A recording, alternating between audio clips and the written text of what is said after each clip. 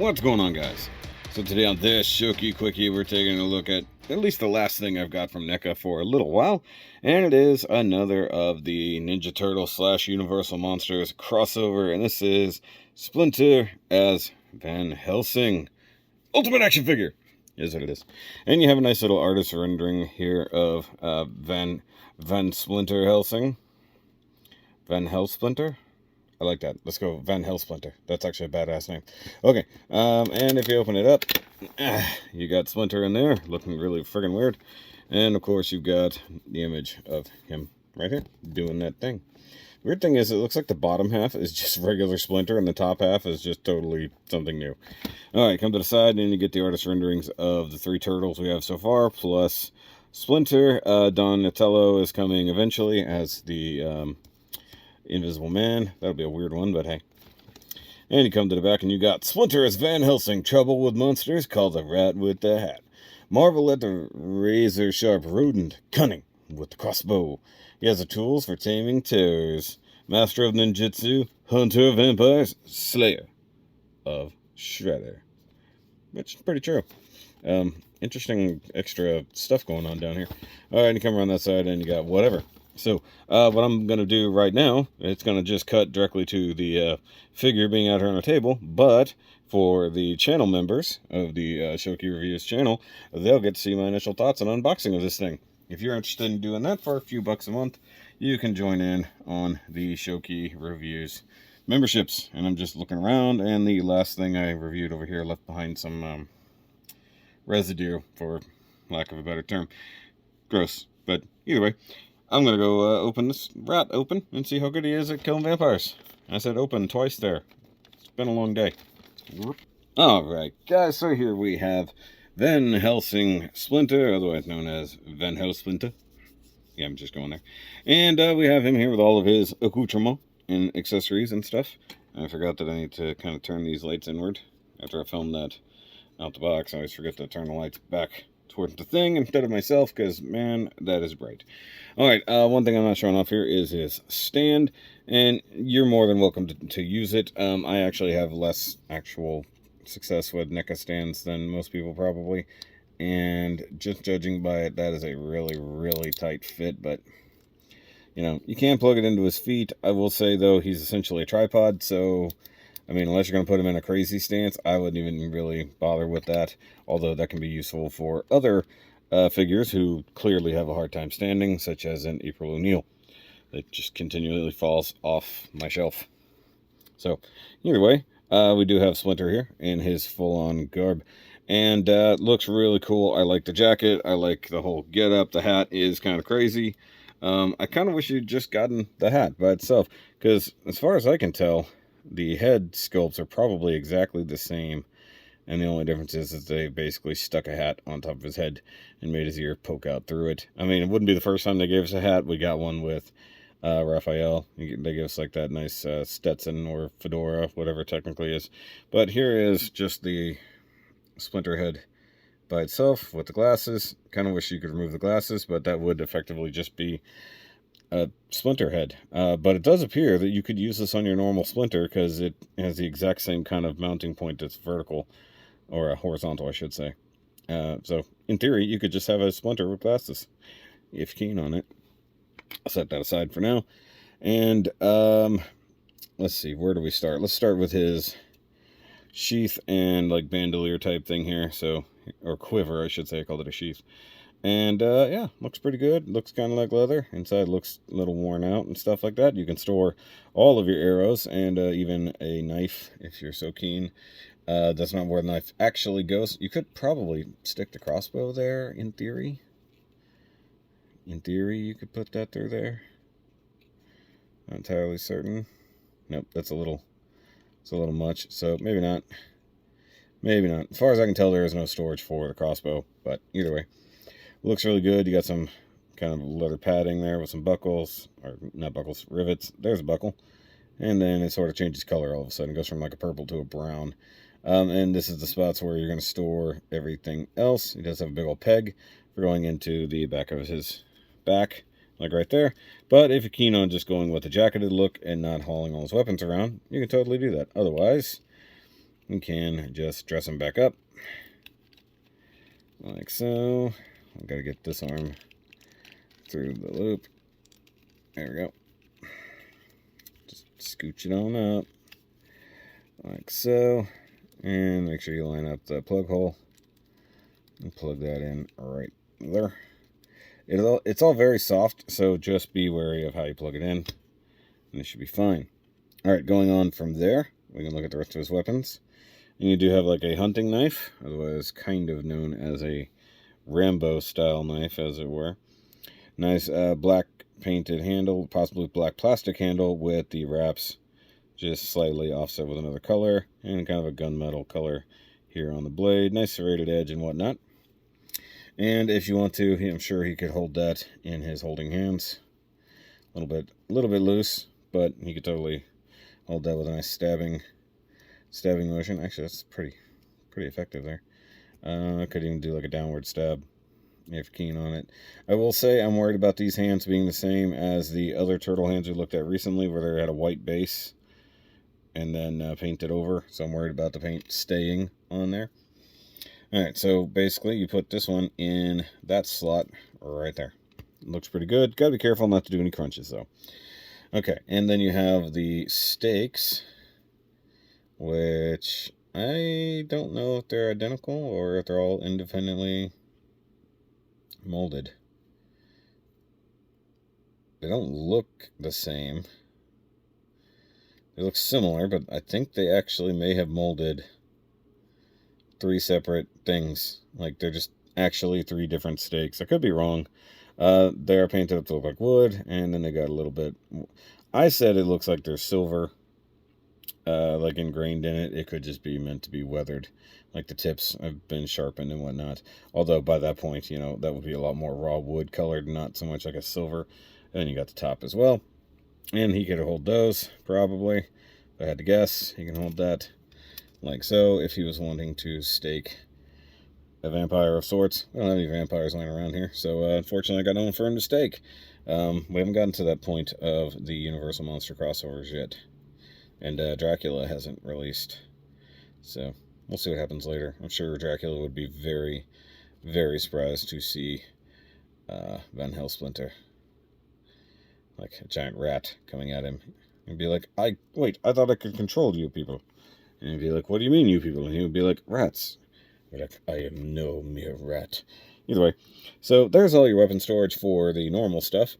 And then we can come down to his arrows, aka crossbow bolts, because he's not using actual things. And they are very pointy. Be very careful. They are basically like small plastic toothpicks.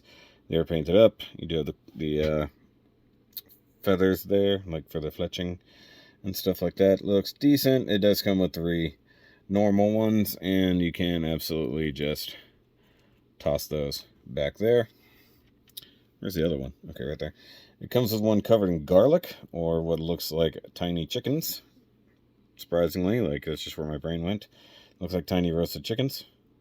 Wish they had thrown a little bit of weathering on the garlic. Would have made it look a little bit better. Actually, just some white highlighting on it would probably be cool. Because they're basically the same color paint as the feathers down here. Further lending to that chicken thing I was thinking about. Either way. And you can hold the feather, or the... you can sort of... Well, I say sort of. Let's see, can I get it in there? In theory, you can get him to kind of hold the arrows. Like so. That's a little weird. In theory, if you took a normal one and went up through, it'd probably sit a little bit nicer, but yeah, we're not going to play that game today. We'll stick that one in there as well. And then you get my favorite one, the batarang arrow. Now, I'm guessing this is meant just for cutting purposes, but it also could be for like a grappling hook, where you fire it up and over with a cable strapped to it, and this would hook onto things. But definitely looks more like a batarang, in my opinion. Nice gunmetal finish on the blade there. A little dirtier on the backside. And you can stick that back here as well. Just be careful of the garlic. Garlic gets on everything. Which I guess is not a terrible idea. If you need to hunt vampires and your garlic gets from one arrow onto the others. All right, now speaking of that, we do need the thing he needs to fire said bolts, and here's his crossbow. Looking really good, actually. Nicely weathered, nicely painted. It could probably use just a tiniest bit of dry brushing, but I understand being so small they didn't. The weird thing is it has holes in it as though there's meant to be a strap. So part of me believes that there was meant to be like a strap for that, and he would just throw it over his shoulder or something like that. And don't know why they don't have it, but it seems like it should be there. And if you're keen on using it, you want to go ahead and yoink out his left hand and grab the associated shooting hand, which is this one. So this one clearly meant to be shootery, and I believe these are meant to be gloves, guys, because given that texture right there, and his fingernails just kind of protrude through, it's really gross, if I'm honest with you. And you can just stick that into his hand, and now that actually lines up with his trigger, which coolness. And now the hard part is actually getting that to plug back in without breaking off any of the very small parts of the crossbow. And as I discovered in the unboxing, you can in fact kind of pull back on this. This is a string that's painted, and then the actual bow part does sort of work. Don't jack with it if we're honest here. It would probably just break. One thing that's neat, let's see here, let me pull back out my favorite arrow without hopefully pulling everything else out. Nope, okay. Get back in there, garlic boy. You can actually take an arrow, or bolt, as it were, slide it up under the string, just because it's easier, and you can rest it in the groove, like so, and it will, in fact, kind of clip into place. And with the string holding it down, you can actually just have that there. That's pretty cool, in my opinion. I like that. I like the ability to have his crossbow in shooting range. And I said this earlier, and I said it jokingly, but now I think his feet might actually be backwards. It's kind of hard to tell. Like, just his feet, not his whole lower leg section here. And by the way, Splinter has extra ability to move there, but seeing how these are so stiff, I'm not going to mess with them. And due to the fact he does basically have his tail as a third leg, aka tripod, he's pretty good off as it is. So let's see if we can get this in a more dutiful shooting position. Like so. Let's try to turn that head so that he can be like effectively shooting at something over there. Trying to get, so he does have double jointed elbows, rotates at the top, rotates at the bottom, and on the wrist. So you should be able to position it however you need to. The grip is not ridiculous, so that's not too bad. And of course, if you want to, you can swap out for the non-hat head, but I think the hat makes a big difference in my opinion, which is the only one that matters. Now he has this one, which is a very loose gripping hand, so it almost feels like he's meant to be holding something else in this one, or maybe he's just meant to be pointing. Kind of hard to tell. They don't really give you that option as it goes. And I think I'm going to switch out with a gripping hand here. And maybe have his knife good to go. Because I kind of like that idea that he's just battle ready, as though he's going to be fighting off many of our other monstrous friends,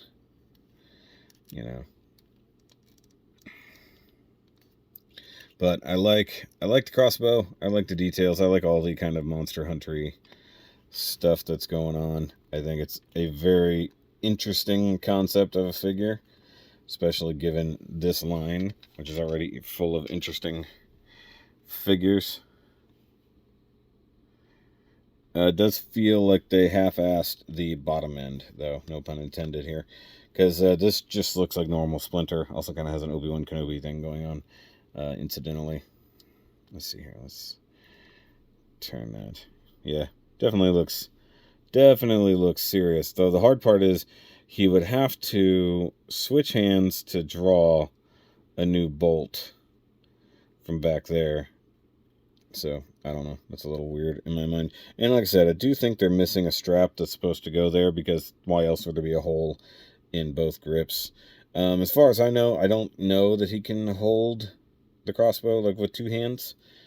That would seem to be redundant. And it has to be left-handed, because you wouldn't have your scope on the inside otherwise.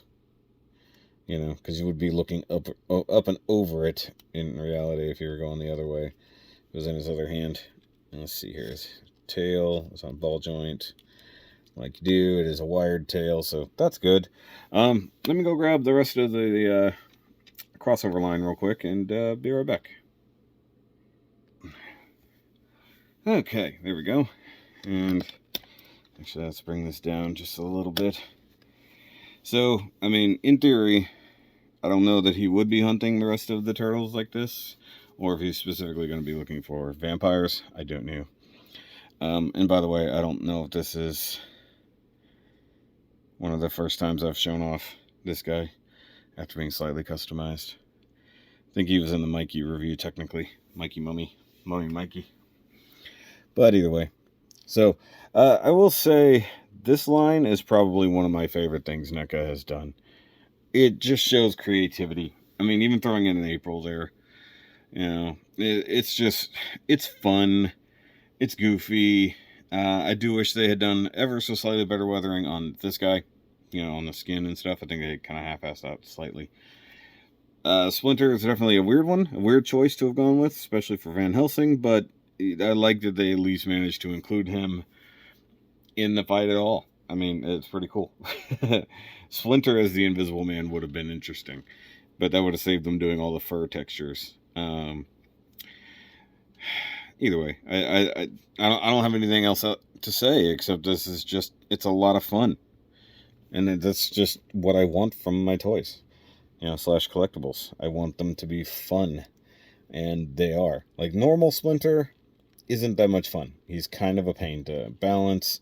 His clothes are wonky.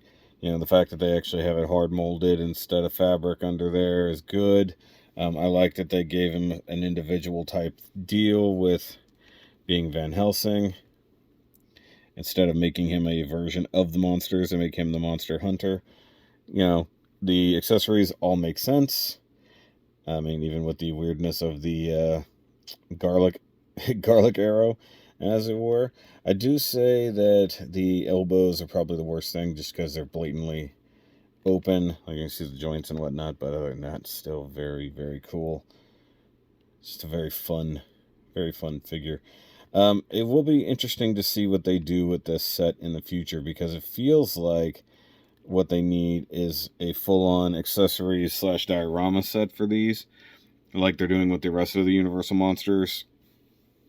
So maybe that's something they can do in the future, because it looks like he's meant to be holding other things, like, say, like a jar of holy water or something like that, or, you know, maybe a map or something like that, you know, the thing to Dracula's tomb, you know, a whole thing.